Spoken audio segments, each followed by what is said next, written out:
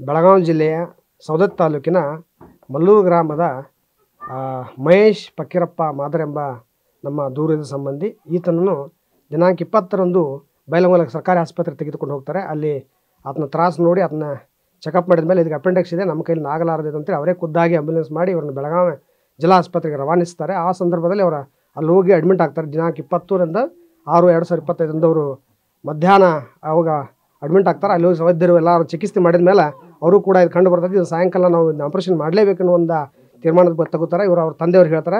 ಅವ್ರ ತಂದೆಯವರು ಅವ್ರ ಸಂಬಂಧಿಕರ ಜೊತೆ ಹೋಗಿರ್ತಾರೆ. ಆ ಸಮಯದಲ್ಲಿ ಅವ್ರು ಆಪ್ರೇಷನ್ ಮಾಡಿ ಆ ಮಗುನನ್ನು ವಾರ್ಡಿಗೆ ಶಿಫ್ಟ್ ಮಾಡ್ತಾರೆ. ವಾರ್ಡಿಗೆ ಶಿಫ್ಟ್ ಆದಮೇಲೆ ಆ ಮಹೇಶನಿಗೆ ತುಂಬ ತ್ರಾಸಾಗಲು ಪ್ರಾರಂಭಿಸ್ತಾರೆ.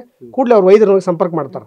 ವೈದ್ಯರೇ ಮತ್ತು ಈ ಥರ ತ್ರಾಸಾಕಂತ ಇಲ್ಲ, ಅದು ಸಹಜ ತ್ರಾಸಾಕತಿ, ಟೆನ್ಷನ್ ತೊಗೊಬೇಡ್ರಿ ಅಂತ ಹೇಳ್ತಾರೆ. ಅವತ್ತೊಂದು ರಾತ್ರಿ ಕಳೀತೈತಿ. ದಿನಾಂಕ ಮತ್ತೆ 21ರಿಂದ ಬೆಳಗ್ಗೆ ಯಥಾರ್ಥವಾಗಿ ಮತ್ತೆ ಶನಿವಾರ ದಿನ ಮತ್ತೆ ಅವ್ರಿಗೆ ಚಿಕಿತ್ಸೆ ಮುಂದುವರಿಸ್ತಾರೆ. ಸೊ ಆ ಸಮಯದಲ್ಲಿ ಮತ್ತೆ ತ್ರಾಸು ಜಾಸ್ತಿ ಆಗ್ತೈತಿ. ಸಾಯಂಕಾಲ ಜಾಸ್ತಿ ಆದಮೇಲೆ ರವಿವಾರ ಬೆಳಗ್ಗೆ ಕೂಡ ವೈದ್ಯರು ಕೂಡ ಇರುವುದಿಲ್ಲ ಅಂತ ಹೇಳಿದ್ಮೇಲೆ ಅವ್ರಿಗೆ ತುಂಬ ಮಗನಿಗೆ ತ್ರಾಸು ಆದಮೇಲೆ ತಂದೆಯವರು ಹೋಗಿ ಕಾಲು ಬಿದ್ದು ವೈದ್ಯರನ್ನು ಕೇಳಿದಾಗ ವೈದ್ಯರು ಹೇಳ್ತಾರೆ, ಇಲ್ಲ ರೀ ನಾವೇನು ಮಾಡೋಕ್ಕಾಗಲ್ಲ, ತ್ರಾಸು ಐತೆ ಅಂತ ಹೇಳ್ತಾರೆ. ಇದೇ ಥರ ಮಗು ತ್ರಾಸು ಆದಮೇಲೆ ಅವ್ನು ಮತ್ತೆ ಸ್ಪೆಷಲ್ ವಾರ್ಡಿಗೆ ಶಿಫ್ಟ್ ಮಾಡ್ಬೇಕಂತೇಳಿ ಒಂದು ಬೇರೆ ಕಡೆ ಶಿಫ್ಟ್ ಮಾಡಿ ವಾರ್ಡಿಗೆ ಶಿಫ್ಟ್ ಮಾಡಿ ಅವ್ನ ತ್ರಾಸು ನೋಡಿ ಅವನ ಕೈಕಾಲುಗಳನ್ನು ಕಟ್ಟಿ ಹಾಕಿ ಅದನ್ನ ಯಾವುದೇ ಟ್ರೀಟ್ಮೆಂಟ್ ಕೊಡದೆ ಬೇಜವಾಬ್ದಾರಿತನ ವೈದ್ಯರು ಮಾಡ್ತಾರೆ. ಆ ಸಮಯದಲ್ಲಿ ಫಕೀರಪ್ಪ ಅವರು ಇಲ್ಲ ರೀ ನನ್ನ ಮಗನ ಹೆಂಗಾರು ಮಾಡಿ ಉಳಿಸ್ಕೊಡಿಲ್ಲ, ಕಂಡೀಷನ್ ಡೇಂಜರ್ ಇದೆಯಪ್ಪ, ನಾವೇನು ಮಾಡೋಕ್ಕಲ್ಲ, ಉಳಿದ್ರೆ ನಿನ್ನ ಮಗ ಹಾಕೊಂಡು ಉಳಿದ್ರಿಲ್ಲ ಅನ್ನೋದು ಮಾತನ್ನು ಹೇಳಿ ಫಕೀರಪ್ಪರಿಗೆ ತುಂಬ ನೋವು ಉಂಟಾಕತಿ. ಯಾಕೆ ಇರೋತಕ್ಕಂಥ ಒಬ್ಬ ಮಗ ಅನಾಥ ಮಗ ಇರ್ತಾನೆ, ತಾಯಿ ಇಲ್ಲದ ಮಗ ತಬ್ಬಿಲಿದಂಥವನ್ನ ತಂದೆ ಆದಂಥವ್ರು ಭಾಳ ಕಷ್ಟಪಟ್ಟು ಬೆಳೆಸಿರ್ತಾರೆ. ಆ ಸಮಯದಲ್ಲಿ ಭಾಳ ನೋವು ಆಕತ್ತೆ ಅವಾಗ ಇದ್ದಂಥ ಮಗನ ಕಳ್ಕೊಳಕ್ಕೆ ಪ್ರಾರಂಭ ಆಕತ್ತೆ ಅಂತೇಳಿ ಅವಾಗ ವೈದ್ಯರ ಮಟ್ಟ ಹೋಗಿ ಸಂಪರ್ಕ ಮಾಡಿದಾಗ ವೈದ್ಯರಿಗೂ ಅಲ್ಲಿರ್ತಕ್ಕಂಥ ಸಿಬ್ಬಂದಿಗಳಿಗೆ ತೀವ್ರವಾದ ಜಗಳ, ಅವ್ರ ಮೇಲೆ ಹಲ್ಲೆ ಮಾಡಲಿಕ್ಕೆ ಅವಾಚ್ಯ ಶಬ್ದಗಳು ನಿಂದನೆ ಮಾಡ್ತಾರೆ ಫಕೀರಪ್ಪನ ಮೇಲೆ.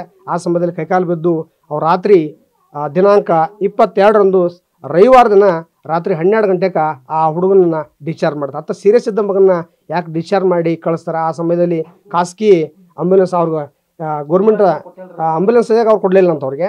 ಆ ಸಮಯದಲ್ಲಿ ಖಾಸಗಿ ಆಂಬ್ಯುಲೆನ್ಸ್ ಡ್ರೈವರ್ನ ಸಂಪರ್ಕ ಮಾಡಿ ಈ ಥರ ತ್ರಾಸಾಗದೆ ನಮ್ಮ ಮಗನ ಎಲ್ಲರೂ ಅಡ್ಮಿಟ್ ಮಾಡ್ಬೇಕಂತ ಅವರೇ ಖುದ್ದಾಗಿಲ್ಲ, ಕೇಳಿ ಒಂದು ಆಸ್ಪತ್ರೆ ಇದೆಯಪ್ಪ ಅಲ್ಲೇ ಹೋತು ಅಂತ ದೊಡ್ಡ ಪೇಷಂಟ್ ಹಿಡಿಯೋಕೆ ಬೇರೆ ಕಡೆ ಹಾಸ್ಪಿಟಲ್ ಅಂತ ಅವರೇ ಖುದ್ದಾಗಿ ಆಂಬ್ಯುಲೆನ್ಸ್ ಡ್ರೈವರ್ ಕರ್ಕೊಂಡು ಆ ಖಾಸಗಿ ಆಸ್ಪತ್ರೆ ಅಂತ KLE ಆಸ್ಪತ್ರೆಯಲ್ಲಿ ದಾಖಲಾಗ್ತಾರೆ. ಆ ಸಮಯದಲ್ಲಿ ಅಲ್ಲಿ ವೈದ್ಯರು ಹೋಗಿ ಚೆಕ್ ಮಾಡಿದ ಮೇಲೆ ಗೊತ್ತಾಗತ್ತೆ. ಅಲ್ಲಿ ಪರೀಕ್ಷೆಗಳು ಮಾಡಿದ ಮೇಲೆ ವೈದ್ಯರು ತೀರ್ಮಾನ ಬರ್ತಾರೆ, ಇಲ್ಲಪ್ಪ ಇದನ್ನ ಆಪರೇಷನ್ ಮಾಡ್ಬೇಕಾದ್ರೆ ಇದನ್ನ ಬೇಜವಾಬ್ದಾರಿಯಿಂದ ಅಲ್ಲಿರ್ತಕ್ಕಂಥ ಸರ್ಕಾರಿ ವೈದ್ಯರು ಏನು ಮಾಡಿದಾರೆ, ಇದನ್ನ ಹೊಟ್ಟೆಯ ಸೂಕ್ಷ್ಮವಾದ ಭಾಗಗಳಿಗೆ ಪೆಟ್ಟನ್ನು ಹಚ್ಚಿದ್ದಾರೆ. ಇದನ್ನ ಕೂಡಲೇ ಚಿಕಿತ್ಸೆ ಮಾಡಬೇಕು.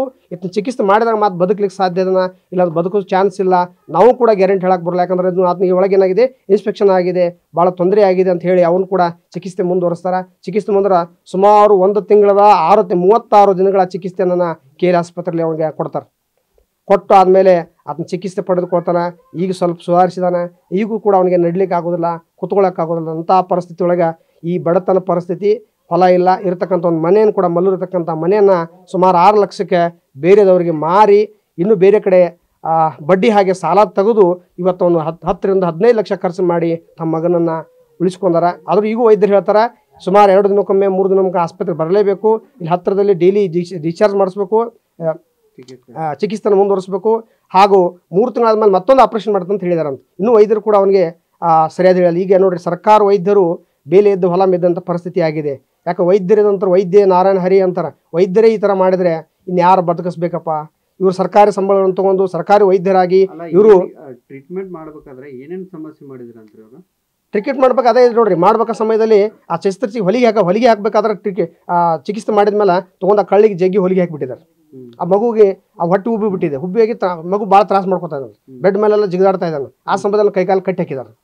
ಕಟ್ಟಿ ಹಾಕಿ ಅವ್ನಿಗೆ ಚಿತ್ರಹಿಂಸೆನ ಕೊಟ್ಟಿದ್ದಾರೆ ಅವರು. ಈಗ ಅವ್ರು ಏನು ಮಾಡೋಕ್ಕಾದ್ರೆ ಭಾಳ ಭಯ ಪಡ್ತಾರೆ. ಜನರು ಹಳ್ಳಿ ಜನ ಇದ್ದಾರೆ, ನಾವು ಹೆಂಗೆ ಮಾಡಿದ್ರಿ, ಯಾರ ಜೊತೆ ಸಂಪರ್ಕ ಮಾಡ್ಬೇಕಂತ ಈ ರೀತಿ ಸಮಸ್ಯೆ ಆಯ್ತು ಅಂತ ಯಾರು ಹೇಳಿದ್ರು? ವೈದ್ಯರನ್ನು ಹೇಳಿದ್ರಿ. KLE ವೈದ್ಯರನ್ನು ಹೇಳಿದ್ದಾರೆ, ಈ ಥರ ತ್ರಾಸ ಇದೆ ಅವನಿಗೆ, ಭಾಳ ಕಷ್ಟ ಆಗಿದೆ ಅವನಿಗೆ, ನಾನು ಬದುಕಿದ್ದು ದೊಡ್ಡ ಪುಣ್ಯ ಅಂತ ಕೆಲಸ ಅಂತ ಹೇಳಿದರೆ. ಇದನ್ನ ತೊಗೊಂಡವ್ರಿಗೆ ನಮ್ಮ ಮಾವನವರು ಅವರು ಸಂಬಂಧಿಕರು ಸೇರಿ APMC ಪೊಲೀಸ್ ಸ್ಟೇಷನ್ ಸರ್ಕಾರಿ ಆಸ್ಪತ್ರೆಗೆ ವ್ಯಾಪ್ತಿಗೆ ಬರತಕ್ಕಂಥ APMC ಪೊಲೀಸ್ ಸ್ಟೇಷನ್ಗೆ ಹೋಗಿ ಭೇಟಿ ಆದರು. ಅವ್ರು ಹೇಳಿದಾರಂತ MLC ಮಾಡ್ಕೋತಾರನವ್ರೆ, ಅದರ ಸರ್ಕಾರಿ ವೈದ್ಯರ ಮೇಲೆ ಪ್ರಕರಣ ದಾಖಲಾಗಿ ಬರುವುದಿಲ್ಲ, ಸರ್ಕಾರ ಆದೇಶ ಇದೆ, ಕೋರ್ಟ್ ಆದೇಶ ಇದೆ, ಸರ್ಕಾರ ವೈದ್ಯರ ಮೇಲೆ ಯಾವ ಪ್ರಕರಣ ದಾಖಲ ಮಾಡೋ ಅಂತ ಹೇಳಿದ್ರೆ, ನೋಡಿ ಸರ್ಕಾರ ವೈದ್ಯರ ಮೇಲೆ ಪ್ರಕರಣ ದಾಖಲಾಗಲ್ಲ ಇಂಥ ಬಡವರು ಬದುಕುದು ಯಾವಾಗ? ದುಡ್ಡು ಇಲ್ದಂಥವ್ರು ಬಡವರಿಗೆ ಇಲ್ಲಿ ನ್ಯಾಯ ಸಿಗಲ ಮೇಲೆ ಬದುಕೋದು ಎಲ್ಲಿ ಹೋಗೋದು? ಅವಾಗ ನಾನೇ ಖುದ್ದಾಗಿ ಹೋದ್ನಿ. ಮಾನ್ಯ CPI ಸಾಹೇಬ್ರನ್ನು PS ಸಾಹೇಬ್ ನಾನು ಖುದ್ದಾಗಿ ಭೇಟಿ ಅವರು ಕೂಡ ಹೇಳಿದರು, ಇಲ್ಲ ಸರ್ ನಾವೇನು ಮಾಡೋಕ್ಕಾಗಲ್ಲ, ನಾವು ಏನು ನಮ್ಮ ಪ್ರಯತ್ನ ಮಾಡ್ತು, ನಾವು ಹೈಯರ್ ಅಥಾರಿಟಿನ ಸಂಪರ್ಕ ಮಾಡ್ತೀವಿ, ನಮ್ಮ ಕೈಲಿಂದ ಅದಕ್ಕೆ ನಾವು ಸಹಾಯ ಮಾಡ್ತಂತ ಹೇಳಿದ್ರೆ ಹೊರತಾಗಿ ಇನ್ನೂ ತಕ್ಕ ಅವ್ರ ಸಹಾಯಕ್ಕೆ ಮುಂದೆ ಬಂದಿಲ್ಲ, ಅವ್ರೇನು ಕರೆದು ಯಾವುದು ಮಾತಾಡಿಲ್ಲ. ಪಾಪ ಬಡವರಿಗೆ ಎಲ್ಲಿ ನ್ಯಾಯ ಇದೆ? ಇಂಥ ಒಂದು ಶತಮಾನದಲ್ಲಿ ಇಂಥ ಒಂದು ಪಬ್ಲಿಕ್ ಏರಿಯಾ ಇಂಥ ಒಂದು ಪರಿಸ್ಥಿತಿ ಒಳಗೆ ಮಾಡ್ತೀರಿ ಸರ್ ಸರ್ಕಾರಕ್ಕೆ? ಸರ್ಕಾರಕ್ಕೆ ನಾವು ಒತ್ತಾಯ ಮಾಡ್ತೀವಿ, ಕೂಡಲೇ ಇಂಥ ವೈದ್ಯರನ್ನ ಮೇಲೆ ಶಿಸ್ತು ಕ್ರಮ ಜರುಗಿಸಬೇಕು. ಇಂಥ ವೈದ್ಯರು ಯಾವ ಕಾರಣಕ್ಕೂ ಯಾವ ಆಸ್ಪತ್ರೆ ಇರಕೂಡದು. ಇದು ರಾಜ್ಯದಾಗಿರ್ಬೋದು, ಇಡೀ ದೇಶದಾಗಿರ್ಬೋದು. ಇಂಥ ಒಂದು ಶತಮಾನದಲ್ಲಿ 25ನೇ ಶತಮಾನದಲ್ಲಿ ನಾವು ವಾಸ ಮಾಡುವಂಥ ಸಮಯದಲ್ಲಿ ಇಂಥ ಬಡವರಿಗೆ ನ್ಯಾಯ ಯಾವಾಗ ಸಿಗ್ತೈತಿ? ಎಲ್ಲಿ ಸರ್ಕಾರ ಇದೆ? ಯಾವಾಗ ಸರ್ಕಾರ ವೈದ್ಯರು ಏನು ಬಂತು ಪ್ರಮಾಣ ಮಾಡಿ ಬಂದಿರ್ತಾರ, ನಾವು ವೈದ್ಯರಿಗೆ ಇನ್ನೂ ಬಡವರಿಗೆ ಸಹಾಯ ಮಾಡೋದನ್ನ ಪ್ರಮಾಣ ಮಾಡಿ ಬಂದು ಇವತ್ತು ಬಡವರು ಜೀವ ತಗೋತಾರೆ. ಸರ್ಕಾರ ಯಾವ್ದು ಆಸ್ಪತ್ರೆಗೆ ಹೋಗಿ ನಮ್ಮ ಜೀವ ಬದುಕ್ತಂತ ಹೋಗಿ ಸಾಯುವಂಥ ಅಲ್ಲಿ ಹೋಗಿ ಸಹಾಯ ಕೊಡುವಂಥ ಪರಿಸ್ಥಿತಿಗೆ ಬಂದೈತಿ. ಕೂಡಲೇ ಸರ್ಕಾರ ಎಚ್ಚೆತ್ತುಕೊಳ್ಬೇಕು, ಇಂಥವ್ರ ಮೇಲೆ ಸೂಕ್ತ ಕ್ರಮ ಕೊಡಬೇಕು. ಈ ಬಡವರಿಗೆ, ಈ ನೊಂದಂಥ ಕುಟುಂಬಕ್ಕೆ ನ್ಯಾಯ ಸರ್ಕಾರ ಆಗಿರ್ಬೋದು, ವೈದ್ಯರ ಎಲ್ಲರೂ ಕೂಡಿ ನ್ಯಾಯ ಒದಗಿಸ್ಕೊಡ್ಬೇಕಂತೇಳಿ ನಮ್ಮ ಮನವಿಯಾಗಿದೆ, ಬೇಡಿಕೆಯಾಗಿದೆ. ನಿಮ್ಮ ಹೆಸರು? ನಮ್ಮ ಹೆಸರು ಫಕೀರಪ್ಪ ಹೊಸಮನಿ ಅಂತ ಹೇಳ್ರಿ.